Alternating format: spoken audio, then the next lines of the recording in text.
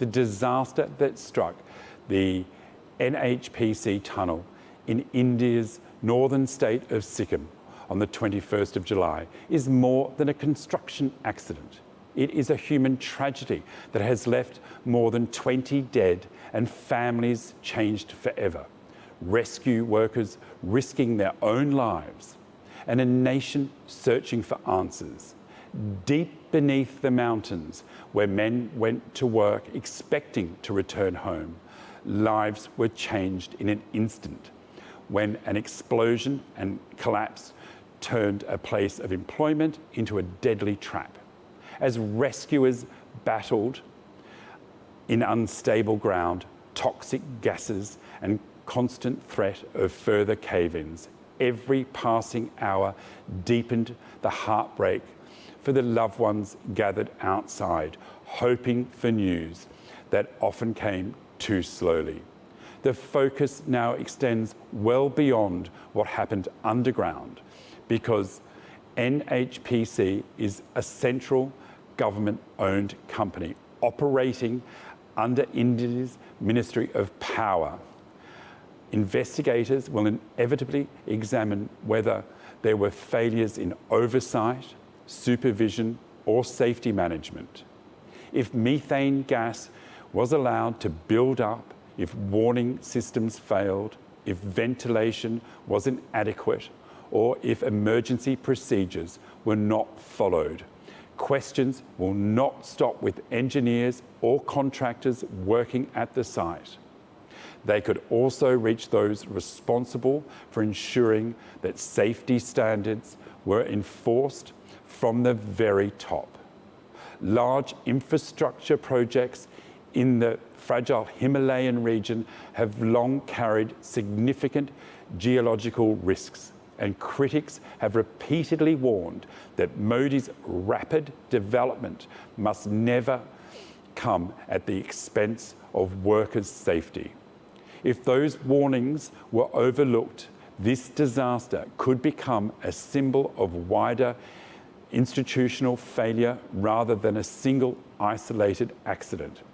Investigators will also examine the role of state authorities in Sikkim, asking whether the regulators fulfilled their responsibility and whether inspectors were rigorous enough. For the families still mourning their loved ones, those legal and political questions may feel distant. Their immediate reality is one of grief, loss, and lives forever altered. But for the country, accountability matters. Every worker who enters a tunnel or construction site deserves to believe that every possible precaution has been taken to protect them.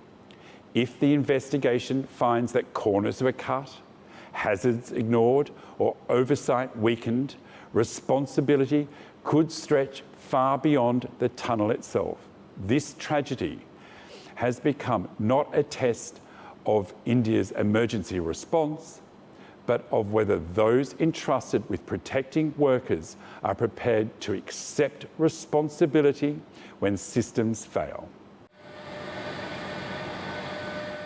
The investigation is also likely to examine whether this disaster reflects deeper problems in the way major infrastructure projects are planned and monitored across India under Modi.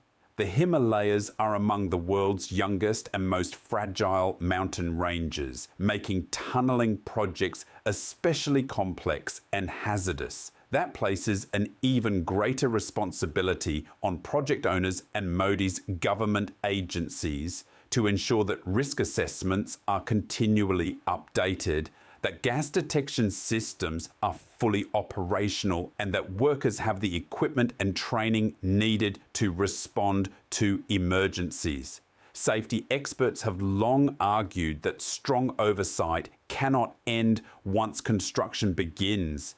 It requires constant monitoring, independent inspections, and the authority to stop work immediately if conditions become unsafe. If investigators conclude that those safeguards were inadequate, attention could shift towards the broader system of regulation surrounding centrally owned infrastructure projects.